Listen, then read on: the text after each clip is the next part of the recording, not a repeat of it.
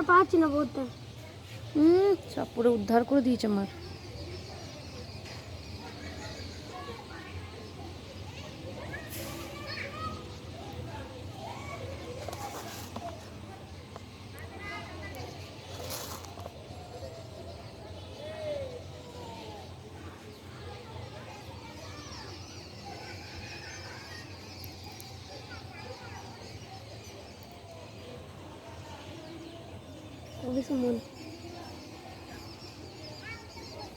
ওরম করছিস না, সোজা করে লিখবি তো, তাড়াতাড়ি কর। এটা কুটকুট করছে, এটা কান দিকে না।